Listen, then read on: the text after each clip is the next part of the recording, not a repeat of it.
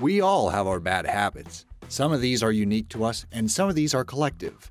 The individual ones we're probably aware of, but the collective ones, the ones everyone does, might be harder to notice. Luckily, you have us to point them out for you. Here are just a few things that most of us have been consistently doing wrong forever. Amazing! Number 10. Charging your phone. There are quite a few phone charging myths doing the rounds. One of these is that you should let your battery get to the point of dying before you start to recharge it. The thing is, charging a lithium battery for an extended period of time actually wears it out.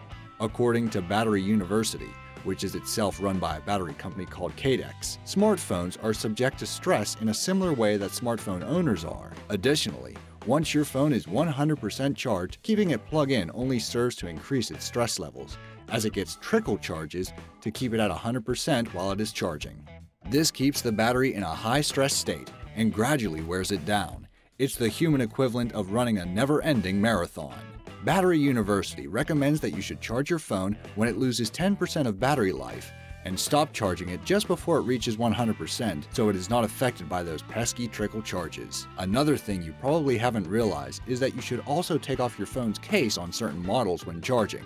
This is because some cases can cause the battery to overheat and wear out your battery's life, so charging your phone naked in short bursts is the way to go.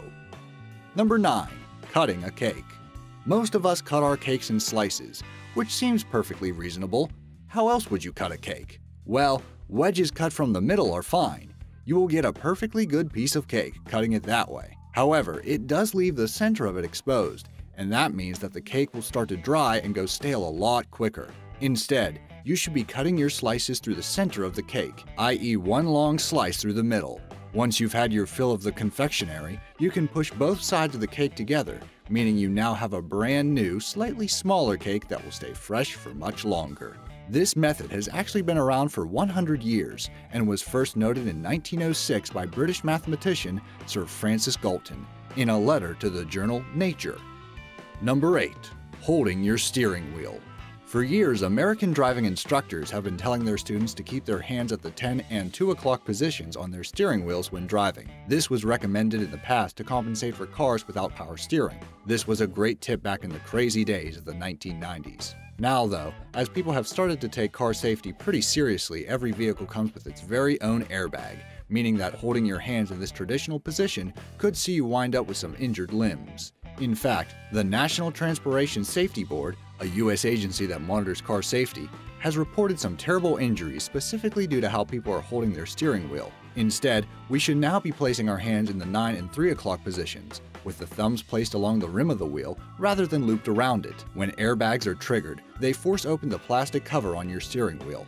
The higher your hands are placed, the more likely they are to be over the plastic cover, and thus the less likely they are to be in harm's way. For safety reasons, it's also best to avoid resting your hand on the center of the wheel and driving with an underhand grip when turning. Sure, you might feel a little more comfortable now, but when your airbag winds up breaking your arm in a minor accident, you'll probably feel a little less relaxed. Number 7. Going to the bathroom. This is one you probably thought you couldn't get wrong, right? We've all been doing this fairly naturally since we left our diapers behind. Turns out, practice has not made us perfect. Science has discovered the optimal way to do your number 2s. Sitting on the toilet places your knees at a 90-degree angle to your abdomen, which actually leads to a relaxed colon and a slightly choked rectum. This causes some additional strain on the abdomen and can lead to gastrointestinal issues. Before the invention of the flushing toilet at the end of the 16th century, we all just used to squat in the woods, occasionally glancing over our shoulders for any imminent bear attacks. And that's apparently the best way to do it. Squatting relaxes the muscles in our pelvic floor and straightens our rectums, thus making the process a lot easier. And there is now actually a product available to help. It's called the Squatty Potty. It elevates your feet and ensures your knees are above your hips so that you are sitting at effectively the same angle you would be if you were squatting, thereby making bathroom breaks a whole lot simpler and helping to prevent issues such as hemorrhoids, constipation, colitis, and colon cancer. Number 6. Wearing earphones. There's not a whole lot to wearing in-ear headphones, right? You just put them in your ears and wait for that Glee soundtrack to kick in. Sure, they've never seemed the most efficient of objects. In fact, a major problem with earphones is that they're a one-size-fits-all product that doesn't fit all. They fall out when you're jogging, they get tangled up and lost remarkably easily too.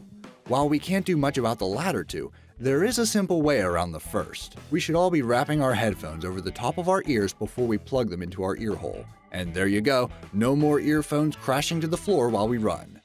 Number 5. Peeling a banana. This is an obvious example of humanity arrogantly ignoring Mother Nature. We all peel bananas by the stem. It's unanimous.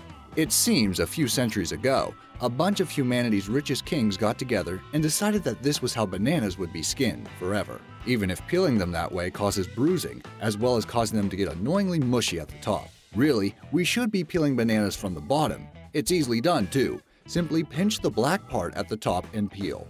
How do we know this is definitely the way to go? It's how the monkeys do it. Number 4. Using antiperspirant in the morning. This one might seem a little counterintuitive at first, but stick with me. You shouldn't be putting antiperspirant on in the morning. In fact, it's most effective when you use it the night before. Applying it in the morning, particularly after showering, makes it difficult for its ingredients to get into your sweat ducts and clog them up. What you should be doing is using it before you go to bed. This gives the deodorant time to work its magic and plug those pores.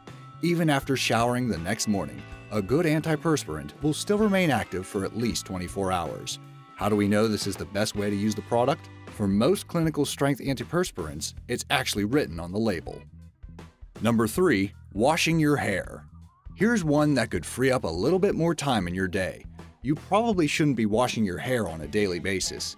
In fact, washing your hair every day is not only bad for your hair, it actually helps to make it more greasy. This is because frequent washing removes a beneficial oil known as sebum from your crown. Sebum helps stop bacterial infections by protecting your hair and skin from disease-causing microbes. You need some sebum in hair. Shampoo is an emulsifier that traps excess oil and dirt and washes these oils away when you rinse. Overwashing leaves a dangerous lack of sebum in your scalp and causes your oil glands to overcompensate by flooding your hair and making it look less than 100%. Number 2. Applying moisturizer. When it comes to applying moisturizer, most people go for the rubbing the cream into the face method until the moisturizer has entirely disappeared. This is wrong. Moisturizer is supposed to be slowly absorbed by the body's outer layer, and so it should be gently tapped onto the skin using the tips of your fingers and then smoothed out. Patting your face gently helps to stimulate circulation and flushes out toxins that have built up in your lymph nodes. A vigorous rub only serves to stretch your skin. When it comes to applying eye cream, it's also best to apply it in the morning rather than late at night, as it is more likely to be absorbed at this stage because your blood flow is more active at this hour of the day. Number 1. Pouring juice. You probably think you're something of a juice pouring expert. What could be easier than opening the carton and pouring? Okay, so there might be some glugging and a few splashes here and there, but the majority of the liquid still stays in the glass. But what if we told you there was a better way to pour? A splash-free method. What you should be doing is turning the carton around and pouring the juice with the hole at the top. If the carton has a fold, you can simply hold that down and pour over it. Easy and no splashes to clean up afterwards. There you go, just a few more ways humanity has been getting things wrong for decades, and in some cases, even centuries. Which examples shocked you the most? Are there any you have been doing all this time? Are there any we've missed? Let us know in the comments below. Thanks for watching.